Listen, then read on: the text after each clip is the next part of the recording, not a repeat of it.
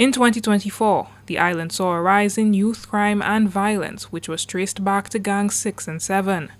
Minister for Youth Development and Sports, Kenton Casimir, has time and time again pointed to sports as a way of reducing crime and instilling discipline and teamwork amongst youth. President of Rice St. Lucia and youth advocate Dr. Venus Cherry attributes his involvement in sports for his success and escape from a life of crime. Growing up in a single-parent household, he says his mother struggled to get by with 7 children. Despite working little odd jobs that barely helped make ends meet as a boy, he says he did contemplate gangs and crime as a means of getting by. Through attending the Rock Hall Senior Primary School, Dr. Cherry began playing football, which led him to represent St. Lucia in the Windward Island Games and other regional sporting activities, despite having dropped out of the Sir Arthur Lewis Community College to work as a tour operator. Dr. Cherry received a sports scholarship to study in Cuba and later the United States. But there are many more others here. How many scholarships are actually being pursued for those children? Who are talking to those heads of governments in other countries and those diplomats are saying, sports is important to us. Can we get scholarships for our athletes? Can we get equipment? Can we get tours? Can we have camps?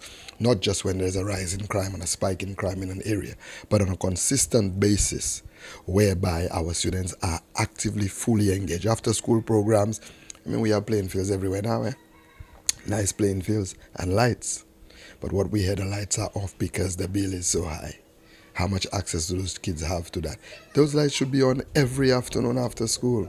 The DBS News World spoke with Senior Youth and Sports Officer in the Ministry of Youth Development and Sports, Clivus Jules, to find out what are some of the sporting programs targeting grassroots at-risk youth.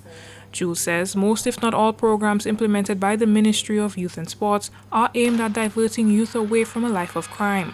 However, some of the programs in the past have proven to not be sustainable, with at-risk youth returning to the block. We are definitely cognizant of the fact that some of the programs that are not sustainable, and this is really brought about by the culture of volunteerism really dissipating within our communities. Because before, in my days growing up, which is quite some time ago, we played for fun and people engaged and you had volunteers doing it. And now everybody want to get something out of it.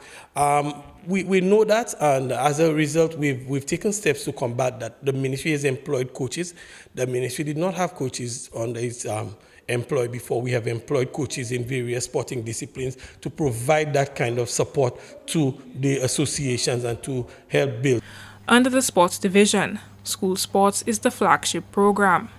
In recent times, alternative sports such as skateboarding, motorsports, and chess were introduced for those who may not be involved in traditional sports such as cricket and football. The community sports program sees community youth and sports officers working within the communities to support clubs and groups that give youth other avenues to channel their energies. Apart from making the sports available, he says the ministry is aggressively pursuing the youth to take advantage of the opportunities. In addition, Jules adds that they also work with the youth division in the ministry to engage clubs and communities to get youth involved in leadership programs. For the DBS News World, Miriam Montoot reporting.